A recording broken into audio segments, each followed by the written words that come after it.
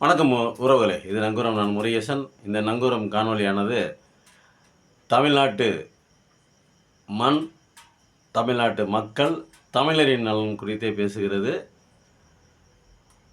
இது உங்கள் சேனலு. இது தமிழர்களுக்கான சேனலு. இதை தயவுசெய்து சப்ஸ்கிரைப் செய்து உங்களுடைய மேலான ஆதரவை கொடுங்கள். நன்றி, வணக்கம். நம்ம சுதந்திர தின விழா முடிஞ்சிருக்குது. அந்த விழாவில் பிரதமர் பேசியிருந்தார். எல்லாத்துக்கும் பார்த்துருப்பீங்க. உலகமே பார்த்துருக்குது.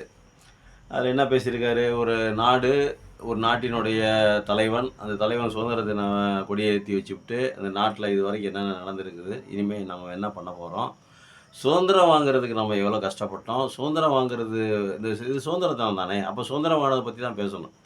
நமக்கு சுதந்திரம்னாவே என்னன்னே நமக்கு தெரியல. சுதந்திரம் வாங்குறது அப்படின்னா என்னென்னவே தெரியல. ஜவஹர்லால் நேரு ஒருத்தர் கேட்டாராம். இவர் அப்படியே எல்லாத்தையும் சுற்றி பார்த்துட்டு இருக்கும்போது ஒருத்தர் கேட்டிருக்காரு குறுக்கால.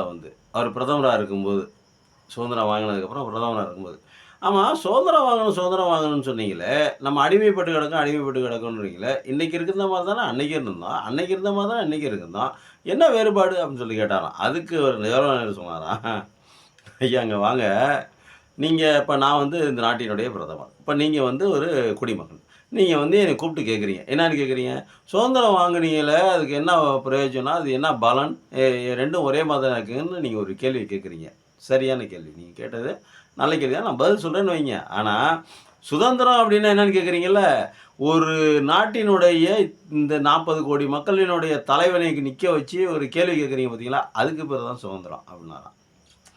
நீங்கள் வெள்ளைக்காரன் நிறைய பேரை நிற்க வச்சு, வெள்ளைக்கார ஜெனரல் வராரு, அவர் நிற்க வச்சு கேட்க முடியுமா? வெள்ளைக்கார கவர்னர் வராரு, அவரை நிற்க வச்சு கேட்க முடியுமா? கேட்க முடியாது. நம்ம பிரதமர் ஜவஹர்லால் நேரு இருக்கவும் தான் நீங்கள் கேட்டீங்க, மற்றபடி கேட்டுக்க முடியாது. அதுக்கு பேர் தான் சுதந்திரம்னு சொன்னார். அதனால் நம்ம இப்போ என்ன பண்ணோம், சுதந்திர தினத்தில் நம்ம சுதந்திரம் வாங்கினது எவ்வளவு பெரிய வேலை, சுதந்திரத்தோட வேல்யூ என்ன அப்படிங்கிறது இன்றைக்கி இருக்கிற இளைய தலைமையில் தெரியல. அதுவும் நம்ம தமிழ்நாட்டில் ரொம்ப அதிகமாக போச்சு. தமிழ்நாட்டில் நிறையா படிச்சுட்டு எல்லாம் நிறைய வேலைக்கு போகிறோம், சம்பாதிக்கிறோம், குடும்பம் இருக்குது, குழந்தை இருக்குது, அவங்களே பார்க்குறோம். ஒரு சர்க்கிள், அப்படியே ஒரு சர்க்கிளோட போய்கிட்டு இருக்கோம். வேகமாக சுழலுது. தமிழ்நாட்டில் இருக்கிற சாலைகள்லாம் பார்த்திங்கன்னா ரொம்ப வலியுது. ஆனால் சுதந்திர தினத்தை கொண்டாடுறோமே, அந்த சுதந்திரம் வாங்குறதுக்காக 400 வருடங்கள் 450 வருடங்கள் வெள்ளைக்கார ஆண்டானே என்னென்னலாம் செஞ்சான், நம்மளை எப்படியெல்லாம் கொடுமைப்படுத்தினா, எதுக்காக சுதந்திரம் கேட்டாங்க, சுதந்திர போராட்டத்தில் என்னென்ன நடந்தது, எவ்வளவு கொடூர செயல், மக்களுக்கு எதிரான செயல் நடந்தது, எப்படிலாம் அடி வாங்கினாங்க. ஒன்றும் இல்லைங்க, நம்ம செக்கிழுத்த செம்மல் வ.உ. சிதம்பரனார், கப்பலோட்டிய தமிழன் வ.உ. சிதம்பரனார், அவரை பற்றி மட்டும் நீங்கள் நினச்சி பாருங்கள். நீங்கள் மாடு இழுக்கிற செக்கு இருங்க, அந்த செக்கை மாட்டால் இழுத்துட்டு போக முடியாதுங்க, சுற்றி வரணும் இழுத்துக்கிட்டே. மாட்டுக்கு ஈஸியாக இருக்கும், ரொம்ப கஷ்டமாக இருக்காதுன்னு வைங்க, அது ஒரு பக்கெட்டு. அந்த செக்கை தனி ஒரு மனிதனாக இவர் இழுக்க வச்சுருக்காங்க. சவுக்கா அடிப்பாங்க பின்னாடி, செக்கை தோலில் வச்சு கட்டிடுவாங்க, அப்படியே கம்கட்டோடு சேர்த்து இப்படி கட்டிடுவாங்கலாம், பின்னாடி சவுக்கில் அடிப்பாங்களாம், பின்னாடி குண்டியில். வ.உ.சி. கப்பல் தனியாக ஓட்டினவருங்க, எவ்வளோ பெரிய பணக்காரன் பார்த்துக்குங்க. வெள்ளைக்காரனை எதிர்த்து, வெள்ளைக்காரன் கப்பல் கம்பெனியை எதிர்த்து இவர் கப்பல் கட்டி ஓட்டினார், சொந்தமாக விலைக்கு வாங்கி சொந்தமாக கப்பல் கட்டி ஓட்டியிருக்காரு. அவ்வளோ பெரிய பணக்காரனை சிக்கலுக்கு வச்சான் வெள்ளைக்காரன். அப்போ அந்த சுதந்திரம் எவ்வளோ கடினமானது, எவ்வளோ கஷ்டமானது, அதை பற்றி பேசணும். சுதந்திர நாட்டில் தலைவன் நம்ம திருப்பூரில் இருக்கார் பார்த்தீங்களா, அவர் அடிச்சே கொண்டு விட்டாங்க. குமரன், திருப்பூர் குமரன் கேள்விப்பட்டிருப்பீங்க, படிச்சிருப்பீங்க. திருப்பூர் போராட்டத்தில் இவர் கொடியை பிடிச்சிட்டு போகும்போது, தேசிய கொடியை பிடிச்சிக்கிட்டு இருக்கும்போதே அடிச்சிருக்காங்க, சுதந்திரத்துக்காக போராடினவர். அப்படி கஷ்டப்பட்டு வாங்கினதுங்க. வீரபாண்டிய கட்டபொம்மன் கதை கேள்விப்பட்டிருக்கீங்களா? வீரபாண்டிய கட்டபொம்மன் சுதந்திரத்துக்காக போராடி தான் செத்தார். இன்னும் நிறைய வேலு நாச்சியார் எடுத்துக்கோங்க, மருது சகோதரர்கள் எடுத்துக்கோங்க, எல்லாருமே சுதந்திரத்துக்காக செத்தவங்க தான். தமிழ்நாட்டிலே முதல்ல சுதந்திரத்துக்காக செத்த நம்ம அந்த கதையை நம்ம பேச வரல. ஒரு நாட்டினுடைய தலைவன் தன்னுடைய சுதந்திர நாள் விழாவில் என்னென்ன பேசணும் அப்படிங்கிறத நம்ம கேட்குறோம். சுதந்திரம் வாங்குறது எவ்வளோ கஷ்டம், அந்த சுதந்திரத்தை எப்படி கண்ணும் கருத்துமாக பேணி காக்கணும், இந்த ஜனநாயகத்தை எப்படி நல்லபடியாக கொண்டு போகணும், நாங்கள் என்னென்ன சாதனைகள் செஞ்சுருக்கிறோம், நீங்கள் வந்து எங்களுக்கு ஆதரவு கொடுங்க, இன்னும் நாங்கள் இது மாதிரிலாம் சாதனைகள் செய்கிறோம், அடுத்து வருடம் சுதந்திர தினம் கொடியேற்றுறதுக்குள்ளார இந்தந்த டார்கெட் வச்சுருக்கிறோம், இதெல்லாம் நாங்கள் முடிப்போம் அப்படின்னு பேசணும் ஒரு நாட்டுடைய தலைவனுங்க. நல்லா யோசிச்சு பாருங்கள், சிரிப்பாக வருதுங்க. இவர் என்ன பண்ணியிருக்காரு அப்படின்னா ஆர்எஸ்எஸ், அதெல்லாம் என்ன பேசுனான்னு தெரியல, நமக்கு தேவைப்பட்ட ஆர்எஸ்எஸ் இயக்கத்தை பற்றி பேசியிருக்காரு. அது உலகத்திலே மிகப்பெரிய என்ஜிஓ. அது வந்து இந்த திருநாட்டினுடைய கட்டமைப்புக்கு உதவியது. ஆர்எஸ்எஸ் வந்து திருநாட்டின் இந்த இந்திய திருநாட்டினுடைய அடிப்படை கட்டமைப்புக்கு பாரதிய அந்த ஆர்எஸ்எஸ் வந்து இவ்வளோ வேலைகள் செஞ்சுருக்கு அப்படிங்கிறத பற்றியெல்லாம் பேசுகிறாரு. ஏங்க, உங்களுக்கே நியாயமாக இருக்கா? நம்ம மக்களே சிந்திச்சு பார்க்கட்டும். ஆர்எஸ்எஸ் இயக்கம் இந்த நாட்டுக்கு, இந்த இந்திய மண்ணிற்கு, இந்த இந்திய துணைக்கண்டத்திற்கு ஒரு சின்ன துரும்பு கிள்ளி போட்டிருக்காருன்னு யோசிச்சு பாருங்கள். சின்ன துரும்பு. ஒரே ஒரு ஆள் சுதந்திர போராட்டத்தில், யாராவது ஒரே ஒரு ஆள் சுதந்திர போராட்டத்துக்காக போராடி அந்த ஆர்எஸ்எஸ் இயக்கத்துலேருந்து ஒரே ஒரு ஆள் போராடி போய் தண்டனை அனுபவிச்சிருக்கான்னு கேட்டு பாருங்கள். எல்லாத்துக்கும் மன்னிப்பு கடிதம் எழுதி கொடுத்துட்டு வந்துடுவாங்க. இவங்க பண்ண மாட்டாங்க, சுதந்திரத்துக்காக போராட மாட்டாங்க. சுதந்திரம் வாங்கும்போது, சுதந்திரத்துக்கு போராடும்போது இவர்கள் ஆங்கிலத்தை கற்றுக்கொண்டு வெள்ளைக்காரர்களிடம் போய் இவர்கள் வேலை செய்கிறவங்க, வெள்ளைக்காரங்களுக்கு சேவகம் செய்கிறதுக்கு தான் இவங்க வேலை. அவங்களையும் ஐயா ஐயா சாமி ஐயா சாமின்னு அது என்னது தாஜா பண்ணிக்கிட்டு அவங்களோடு இருந்தது தான் இவங்களுடைய வேலை. யார் பதவிக்கு வந்தாலும் அவங்கள தாஜா பண்ணிடுவாங்க. இது ஆர்எஸ்எஸ்னுடைய சுபாவம். ஆனால் அந்த தலைவனுக்கு எதிராகவே, யார் தலைவன் அவங்களுக்கு எதிராகவே வலைகள் பின்னப்படும். இதுதான் ஆர்எஸ்எஸ்னுடைய வேலை. வேறு என்னங்க செஞ்சுருக்குது இந்த திருநாட்டிற்கு? அடிப்படை கட்டமைப்பு கட்டுவதற்கு ஆர்எஸ்எஸ் பயங்கரமாக துணை புரிஞ்சதுன்னு சொல்கிறீங்க. சரி, ரைட்டு. வேறு என்ன சாதனைகள் செஞ்சுருக்கு இந்த ஆர்எஸ்எஸ் செஞ்சுருக்குது? சுதந்திரத்துக்காக, இல்லை சுதந்திரம் வாங்கி சுதந்திரம் பெற்ற இந்தியாவுக்காக என்னென்ன வேலைகள்லாம் செஞ்சுருக்குதுன்னு ஒரு 4 இதை மட்டும் சொல்ல முடியுமா? 4 சாதனைகளை நான் சொல்லட்டுமா? பாபர் மசூதியை இடிச்சிருக்காங்க. 550 வருடங்களுக்கு முன்னால், வெள்ளைக்காரன் வரத்துக்கு முன்னாடி முகலாய சாம்ராஜ்யம் தான் இருந்தது.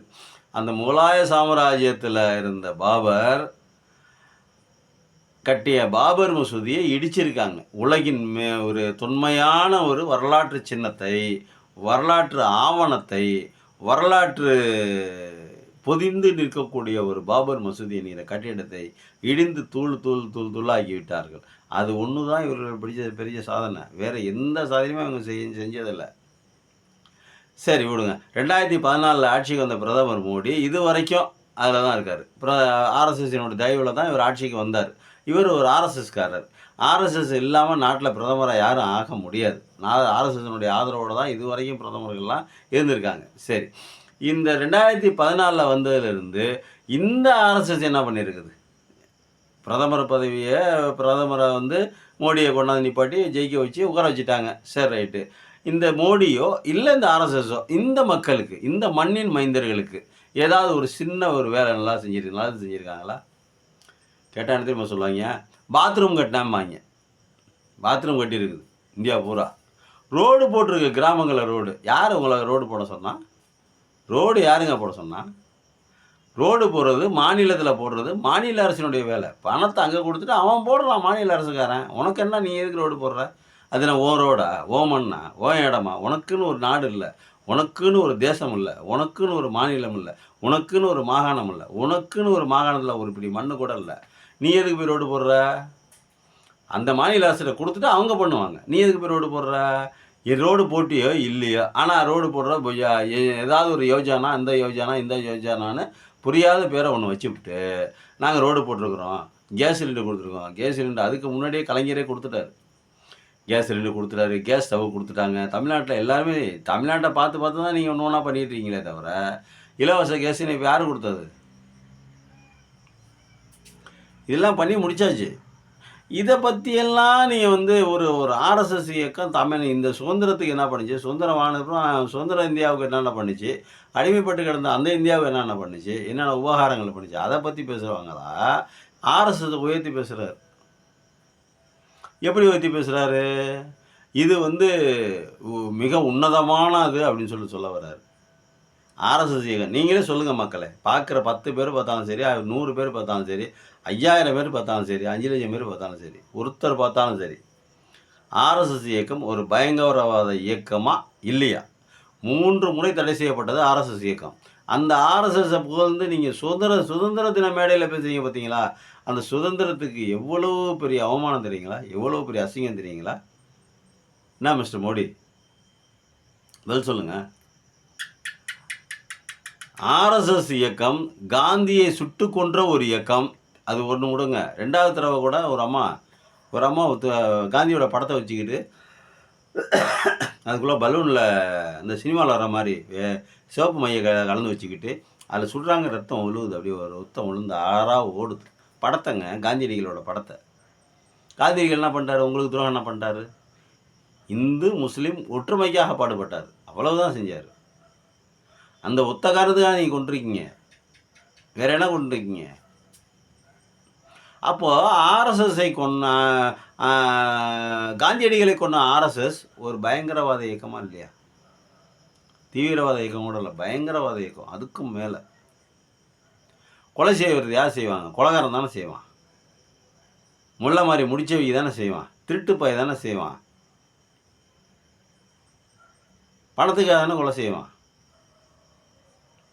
அந்த மாதிரி ஒரு கொலை செஞ்ச ஒரு இயக்கத்தை 3 முறை இந்திய அரசால் தடை செய்யப்பட்ட ஒரு இயக்கத்தை நீங்கள் எப்படிங்க நீங்கள் வந்து ஒரு சுதந்திர தின மேடையில் மூவர்ண கொடியை ஏற்றி வச்சுவிட்டா அந்த கொடிக்கு கீழே நின்று நீங்கள் ஆர்எஸ்எஸை புகழ்ந்துருக்கீங்க அப்படின்னா, ஒரு பயங்கரவாத அமைப்பை புகழ்ந்துருக்கீங்க அப்படின்னா அதுக்கு என்ன அர்த்தம்? அதுக்கு ஒரே அர்த்தம் தான். எனக்கு 75 வயசு ஆக போகுது, முடிஞ்சு போகுது, நீங்கள் வந்து என்னை வந்து பதவியிலேருந்து தூக்கிடாதீங்க, நான் இன்னும் கொஞ்ச நாளைக்கு இருக்கிறேன் அப்படின்னு தாஜா பிடிக்கிறதுக்கு, ஐஸ் வைக்கிறது. அதுக்கு நேராக நாக்பூரில் போய் நேராக காலில் வந்துடலாமே, அதுக்கு பேசாத. அது ஏன் சுதந்திர தின மேடையை பயன்படுத்துகிறீங்க அப்படிங்கிறது தான் கேள்வி. சுதந்திரத்துக்கும் நீங்கள் சுதந்திர தின கொடி ஏற்றுறதுக்கும் ஆர்எஸ்எஸ்க்கும் ஏதாவது சம்மந்தம் இருக்கா? ஏதாவது லிங்க்கு இருக்குதா? பேசலாமா அதை பற்றி? இந்த நாடு எப்படிங்க விளங்கும்? ஒரு பிரதமர் ஒரு பயங்கரவாத இயக்கத்தை பற்றி புகழ்ந்து பேசுனா இந்த நாடு எப்படிங்க விளங்கும்? இது என்ன மாதிரியான நாடுங்க? வெளிநாட்டில் பார்க்குறவங்க என்ன மாதிரியான நாடுன்னு யோசிப்பாங்க. நன்றி, வணக்கம்.